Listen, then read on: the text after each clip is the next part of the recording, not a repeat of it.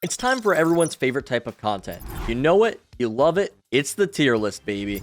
This is when we all get to sit back, relax, and get upset with that random dude on the internet who put our favorite agent in the D tier. In all seriousness, tier lists are completely subjective generally, and it's important to remember just because an agent is placed low on a tier list doesn't necessarily mean they're terrible. It just means they generally aren't getting as much value as other agents in the game. But that doesn't mean they're useless, it just means they're the opposite of useful. But hey, just talking about changes from our last tier list, this time around I'm going to try my best to spread out the tiers a little bit more, since it seemed like last time we had a tendency to place most of the agents pretty high on the tier list. Lastly, before we get into it, let's talk about how we balance our tier list. The balancing of the tier list is by taking the agent statistics within competitive lobbies, diamond and above, and then comparing them to professional pick rates of the agent. We also factor in what professional players believe about the agent, as well as any relative changes to the agent this patch. This is all done in an attempt to determine where that agent best belongs. As much as I'd love to take all the agents I hate and throw them in the D tier, that's just not something I can do if I want this to be an accurate tier list. So without any further introduction, let's get into it, starting out with our D tier. We're placing Breach in the D tier. So far, compared to the other initiators, Breach just does not get the job done better than any other agent. He used to be the game's premier flash agent, but the addition of Skye and Kayo, Breach is just not really the agent you ever need on your team. He doesn't bring much info to the table, his flash isn't as versatile as the other flashes, and even his ultimate at times can feel a little lackluster despite the area buff. Breach is reserving his spot in the D tier for the time being, and we'd love to see him move up in the future, but considering his statistics really don't work in his favor right now, he's definitely in need of a buff to compete with the other initiators, and we hope to see it soon. If you look on the screen, you'll see the amount of rounds Breach was picked in professional play for all maps, and although 100 rounds may sound like a lot, when you're comparing it to Skye or Sova, these stats literally are nothing. An agent you may or may not be surprised to see in D tier now though is Brimstone. This has been the home to Brimstone for a while. He sort of reminds me of when League of Legends first started out and they had all the baseline agents. They are fairly one-dimensional, which is actually pretty necessary for the launch of the game to cover all of its bases. However, as time goes on, Brimstone is just less and less useful. Right now, as in pro play, he's pretty much only picked by European teams on bind, and in competitive, his win rate isn't even doing too hot recently. So there's really no reason at all for us to believe Brimstone is much better than it shows. His ultimate is great, and sometimes he can clutch out rounds with his post-plant molly, but even considering during the economy changes, they made his utility even more expensive, and they nerfed how his free charge system works for your signature abilities. Brimstone is just sort of compared to other controllers. Sorry, Brimstone mains. Let's move over to our C tier though. Which agents are we going to have here? Kayo for the time being seems like he's going to find himself in the C tier. His current win rate in competitive is still pretty low, and his pick rate in pro play suggests that players aren't really rushing to add him into their comps. When teams do run Kayo though, it seems they're mostly using him on Ascent, Split, Haven, and Bind. So if you're looking for his best maps according to pro play, this seems to be what they are favoring. That being said, Kayo is still incredibly new, and this could be part of the reason his win rate in competitive is so low. So I'm absolutely open to moving Kayo up in the tier list if time shows that he starts to get more attention. But as of right now, he seems to not even be played in comp much either, so there's really no reason for us to be raving about how good Kayo is, because the stats clearly don't show anything special about him.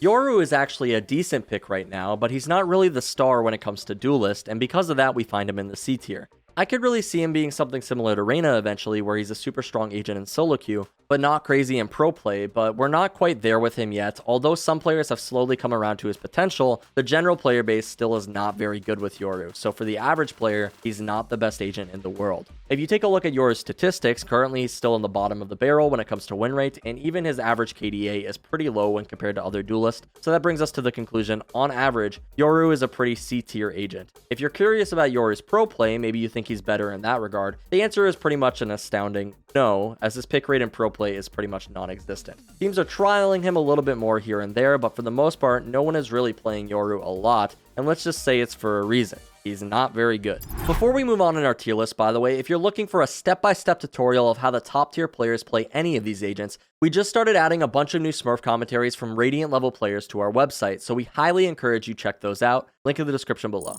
Moving over towards our B tier though, again switching up the tier list a bit from last time, only a couple of agents of the B tier. Phoenix is still a pretty decent duelist in terms of utility. He's pretty consistently seen a decent amount in pro play for teams that may need an extra flash on their team. He's definitely not a superstar duelist, but he's more of a support type duelist that can do a good job of being a body for his team or using his utility to help his team take space. But aside from that, he's definitely not the star player type agent that you find in a Raze, Reyna, or Jett. And it seems like that's what ends up being the most impactful in duelists generally. Basically, his utility doesn't really enable him to pop off much, which is okay, but that's why we find him in the B tier. He's replaceable. Taking a look at his competitive stats, they're not really something special. Phoenix is definitely a B tier agent right now, which has been pretty consistent since the game's release.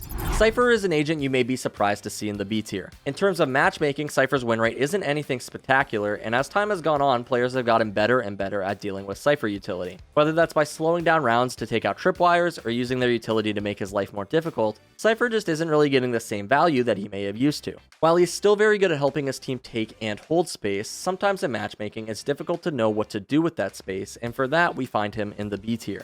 When compared to his counterpart Killjoy, you'll find that his pick rate in professional play is actually pretty similar, Cypher being played probably the most out of any agent I've seen in pro play, except maybe Jett, but in terms of matchmaking, he seems to be alright, so that's why we find him in the B tier. Reyna actually this time coming down from the A tier, and that's going to have been caused by us getting a little bit less forgiving with the agents compared to last time. Reyna's win rate in matchmaking is actually pretty decent, and even when compared to pro play, she's still seeing an okay amount of use. She's by no means the #1 duelist in the game for pro play, and I don't think anyone would argue with that because she doesn't really bring anything to the table in terms of team utility. Where we talked about one of Phoenix's issues being he feels too much of a team player, Reyna is kind of the opposite. She's a bit too much of a solo player to be considered the #1 agent in the game. She's kind of an all or nothing agent, and for that reason, she's pretty B tier right now compared to other duelists. On that note, starting out with our A tier, these are the agents in the game that shine above others. Nobody is ever really going to complain about having an A tier agent on their team. Astra is the first agent you're going to find in the A tier. She's incredibly strong right now, and her wall is pretty much the only smoke in the game that can rival Viper's wall, so this makes her decent competition on maps like Icebox and Breeze. But she's still seeing a lot of play on other maps, and compared to other controllers like Omen, she's pretty much neck and neck with him in terms of professional play. Although her win rate is a bit lower than Omen's in matchmaking, as well as her pick rate being drastically lower, this is why we actually have her sitting below Omen on this tier list, but don't worry, it's not by much. Omen finds himself in the A tier, earning that spot for a similar reason we said to Astra. He's a solid controller and by far the most versatile one in the role. He can adapt to many different playstyles and smoke pretty much anywhere on the map for his team. Along with that, he also has one of the best abilities in the game within his blind. Although it does lose a bit of value on larger maps in the game, it's still incredibly strong. The reason Omen finds himself higher on this tier list though is purely to do with his matchmaking statistics. He's obviously a lot more comfortable for most players to play, and considering his pro play statistics don't suggest he's seeing any less play than Astra there's not really any reason for us to put Omen lower. Omen is a great pick for anyone looking to play controller, and I don't think anyone would say otherwise. Raze is the next agent you'll find in the A tier. Although she was one of the agents hit the hardest by the price changes, Raze is still a great choice with one of the best space creating abilities in the game within her ultimate. Raze has a slightly higher pick rate than Reyna in professional play, as well as one of the better win rates in the game in terms of matchmaking, but she is definitely one of the best agents to carry with in Valorant since her utility can be so incredibly impactful when used correctly. And for that reason, she's still absolutely an A tier duelist currently in the meta, depending on the map that you're on. And that's the key factor here. It really depends on the map. Some maps Raze is considered a must pick, other maps you probably favor a Reyna or a Jett. It really just depends, but overall, Raze is pretty much always considered a solid pick in the meta, and that's why you see her run so often. Jett is another agent we had previously placed in the S tier, but we're actually bringing her down a notch along with Raze, placing her on the top of the A tier instead. Jett is super strong still right now, but as time has gone on, players have gotten a lot better at dealing with the operator, which was one of her big strengths, as well as along with the price nerfs, Jett has been a little bit less economically friendly than before. Jett's still incredibly good, and her knives are really strong. But now the rest of her utility is pretty expensive, and some of her previous strengths just shine a little bit less a few weeks after these changes. Jett still has the highest pick rate in the game in matchmaking, and for good reason. She's incredibly fun to play, but her win rate is not even through the roof, it's around 50%. Compare this to pro play, and Jett is also the most picked agent in pro play as well, but that being said, she's still pretty interchangeable with other duelists right now. If you don't have a Jett, you can just get a Reyna or a Phoenix or a Raze or a Yoru, and I just want you to keep this in mind before you go commenting, Jett should be S tier. Jett still is the highest rated duelist in this tier list. We're just saying that if you don't have a Jett on your team, you're going to be okay.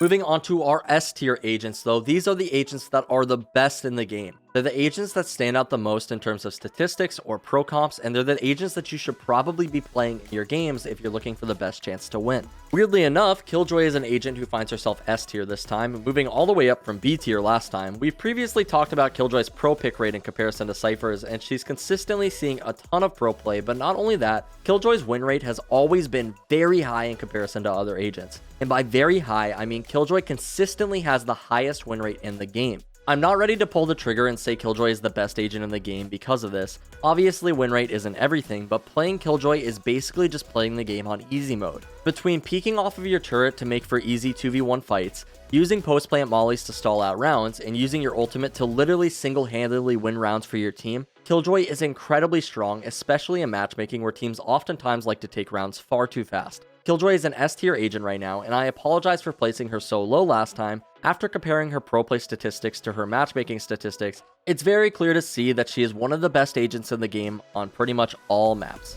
Moving her way up the tier list from the last time, Skye is finding herself in the S tier, which may be surprising to some. If you haven't been paying attention in comp, or maybe you have been paying attention but you just couldn't see because of how much Skye has been blinding you, Skye is really strong right now. Her refreshing blind is an interesting change to say the least, and it gives her the ability to have so many flashes throughout a round, giving her something no other agent in the game has. On top of that, her wolf has started to be one of the most annoying things in the game, basically shutting down any aggressive plays players try to make. If you've ever gotten caught trying to make an aggressive play versus a Skye wolf, you probably know what I'm talking about. Basically, Skye gets a ton of territory for free because if you risk challenging her wolf, you might end up getting concussed and getting yourself killed. It's just really obnoxious. Couple this with the fact that her ultimate is 6 charges, Skye's kit is overloaded to say the least right now. She's played a ton in pro play right now, and her stats and matchmaking are only slightly below average, probably because people haven't come around to playing her nearly as much as they should.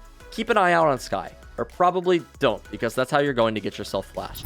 Viper is our next S tier agent. This doesn't really come as a surprise to pretty much anyone right now. Her wall is pretty much a must-have on maps like Breeze and Icebox, and she's definitely not dead weight on other maps either. Because she's a must pick on Icebox and Breeze, that's why you find her in the S tier, but don't feel like you need to pick her on every single map. Viper's pick rate in pro play is thriving right now, and in matchmaking she's also one of the higher win rates in the game.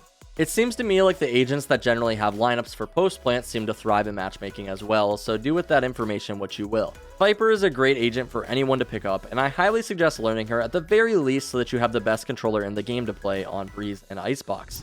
Sage is no stranger to the S tier in Valorant, and if you're looking for one of the most impactful agents in the game to play, she is one of the agents I would highly recommend for all of you to learn. Similar to Viper, she's one of the agents players consider you're practically throwing if you don't pick her on select maps, Icebox and Split being 2 of those maps worth naming, but pretty much all maps you can find really good uses for Sage on. Sage is incredibly strong, and her matchmaking stats show it. She has one of the highest pick rates in the game, as well as one of the highest win rates in the game, which really stands for something. Sage has consistently stayed at the top of the S tier for us, and it seems today she will continue to do so. Lastly, moving on to our overpowered tier, this is going to be where we put who we think is the best pick in the game right now for our tier list. Whichever agent we feel is the strongest, we will finish off this video by talking about briefly and explaining why we may have moved them up or why they remain the leader in the game. Disclaimer, this isn't necessarily saying the agent is absolutely broken and wins every single game, it's just saying that we believe they are the strongest agent in the game right now.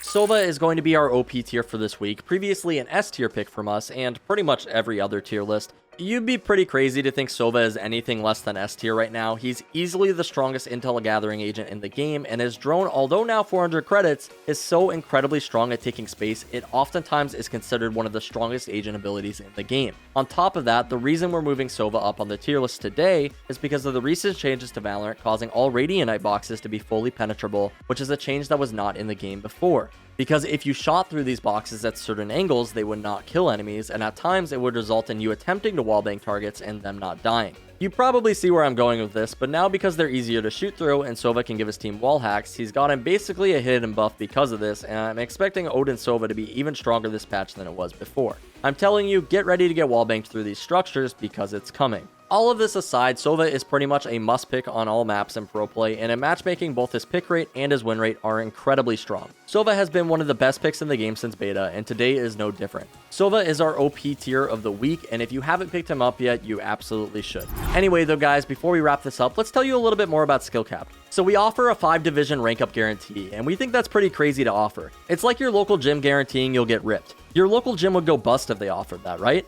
Not us. We've offered this since the start because we know our service really does work. Our main priority is making guides that are actually relevant to your gameplay. We want to help you figure out all of the nuances in Valorant to make sure that you're able to bring your game to the next level. Anyway though, thank you all for choosing SkillCapped for this patch tier list, and we'll catch you in the next one.